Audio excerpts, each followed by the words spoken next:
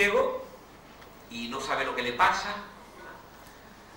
A veces la experiencia yo decía es lo que nos pasa, pero a veces uno no sabe muy bien lo que le pasa y entonces va y busca a un especialista de normalidad, que puede ser un cura, un psicólogo o cualquiera, y le dice, mire usted, esto que me pasa y que no sé muy bien lo que es normal.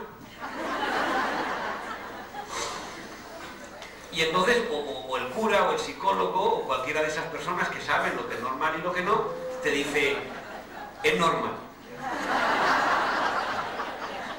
Y entonces uno como que se tranquiliza, ¿verdad? Simplemente porque a eso que no sabe lo que es, le ha puesto nombre. Le ha puesto nombre. Entonces, como los docentes, como cualquier ser humano, somos esencialmente comodones, es decir, igual que huimos de la ambigüedad, huimos también del desasosiego y huimos también de la inquietud, a veces nos tranquilizamos poniéndole nombre a las cosas. Entonces, como ya sé cómo se llama, ¿verdad? Pues entonces ya sé qué es lo que tengo que hacer con eso, porque ya sé cómo se llama. Entonces, cuando la maquinaria escolar funciona así, funciona nombrando, identificando, definiendo, ¿verdad? Funciona, como yo decía antes, capturando la alteridad, ese ejercicio es también enemigo de la experiencia, hace también imposible la experiencia, porque la experiencia solamente acontece cuando algo acontece, cuando algo que no tiene nombre, o que no se ajusta exactamente al nombre que yo le quiero poner, ¿verdad? Algo así acontece.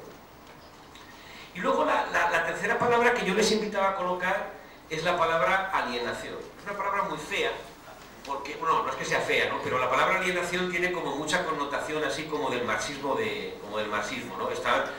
Los obreros están alienados porque solo piensan en el fútbol, no tienen conciencia de clase, los jóvenes están alienados, solo piensan en la discoteca, en el sexo, en la droga, en el rock and roll, entonces tenemos que despertar su conciencia, ¿verdad? Esa cosa de la alienación como algo que siempre les pasa a los otros, siempre son nosotros los que están alienados, nosotros no, nunca, claro. Y es algo que nos exige una tarea de desalienación de los demás, ¿no? Entonces, no piensen ustedes en ese sentido de la palabra alienación. Yo he puesto la palabra alienación porque alienación tiene que ver con ajeno, ¿verdad? Con algo que no es mío, algo que me es ajeno. A lo mejor tal vez hubiera sido mejor poner ajenidad. Y eso significa que en la experiencia, eso que me pasa, todavía estoy con el lo, en la experiencia, eso que me pasa tiene que ser ajeno a mí, es decir, no puede ser mío. Y que no puede ser mío significa que no puede ser nombrado ni por mis palabras, ni por mis ideas, ni por mis presuposiciones, ni por mis maneras de definir, etc. ¿verdad? Algo que siempre escapa a mi propiedad, algo de lo que yo nunca me podré apropiar. El acontecimiento, el otro, ese de lo que me pasa, es algo que de alguna forma permanece siempre inapropiable, ¿verdad? Inapropiable. A eso quiero que suene la palabra alienación. Siempre me es ajeno, no me lo podré nunca apropiar, no podré nunca hacer que sea mío.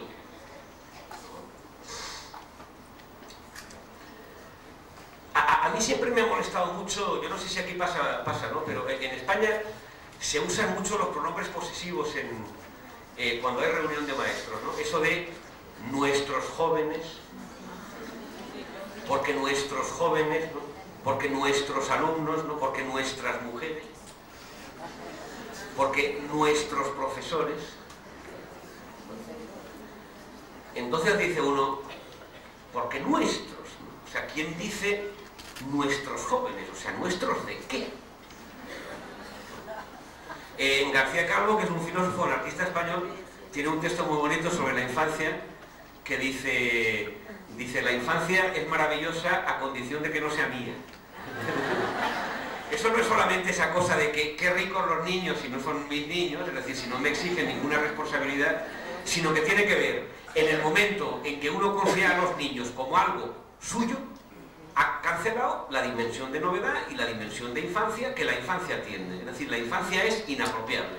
Los niños nunca serán nuestros niños, como los jóvenes nunca serán nuestros jóvenes, como los trabajadores nunca serán nuestros trabajadores, como los parados, nunca, los desocupados que dicen ustedes nunca serán nuestros desocupados, solo faltaría, ¿verdad?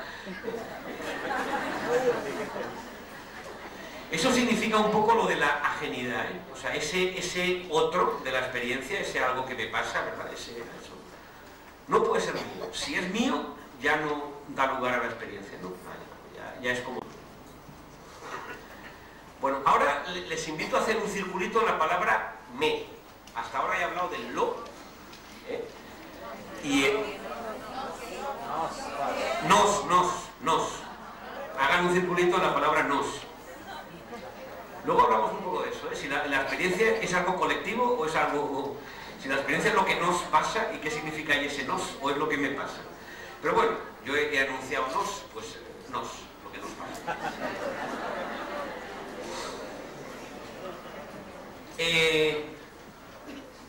La experiencia no es lo que pasa, sino lo que nos pasa. Es decir, vivimos en un mundo en el que pasan muchas cosas, cada vez pasan más cosas.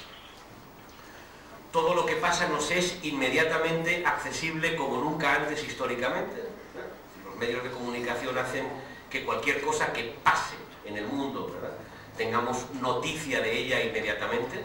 La cantidad de cosas que pasan ante nuestros ojos son infinitamente mayores que ninguna otra época histórica, ¿verdad? Es decir, a mi abuelo le pasaban, ante mi abuelo pasaban muchas menos cosas que ante mí, ¿verdad? Pero sin embargo, aunque pasan cada vez más cosas, casi nada nos pasa.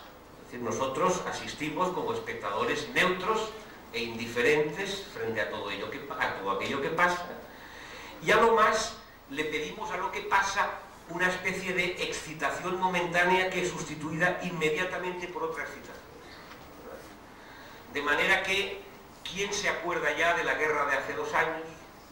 La guerra de hoy sustituye a la guerra de hace 2 años, el escándalo político de hoy sustituye inmediatamente al escándalo político de ayer, la matanza de hoy sustituye inmediatamente a la matanza de ayer, el amor de hoy sustituye inmediatamente al amor de ayer, etcétera, ¿verdad? De manera que aquello que pasa deja en nosotros como una pequeña vibración que es sustituida inmediatamente por otra pequeña vibración, ¿verdad? Pero nada deja como huella, ¿no? Luego hablar un poco de la huella, ¿no? Nada deja como marca. Es como si fuéramos seres leves, ligeros, ¿no? Seres a los que les pasan muchas cosas, pero nada de lo que pasa deja demasiada huella.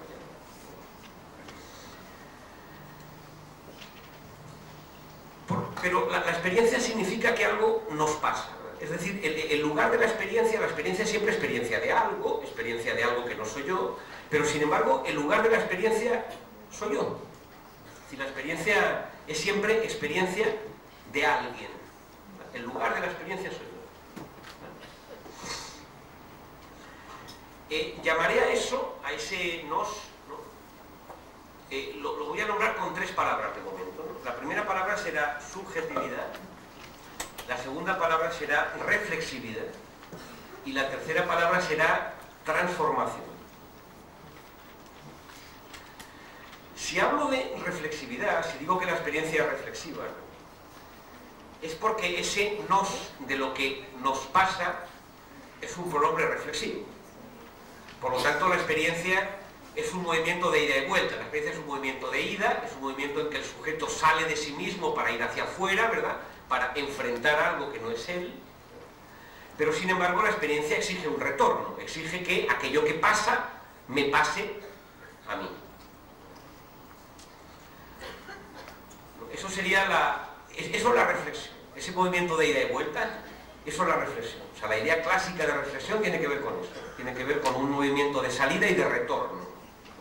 Lo del espejo, ¿no?, ¿verdad?, con un movimiento de salida y de retorno, ¿no? Por lo tanto, la experiencia tiene como ese momento de exteriorización, ¿verdad? O sea, uno tiene que salir de sí mismo, ¿verdad?, tiene que encontrar algo que no es yo para que haya experiencia, pero al mismo tiempo ese algo que uno encuentra tiene que rebotar en uno, ¿verdad?, de manera que ese algo deja en ti alguna marca, algún efecto, algún afecto, te afecta de alguna manera lo que ustedes quieran decir en ese sentido.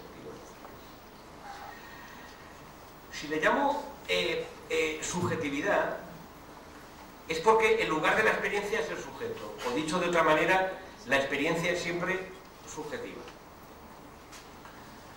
pero se trata de un sujeto que es capaz de dejar que algo le pase, es decir, que algo le pase a sus palabras, a sus ideas,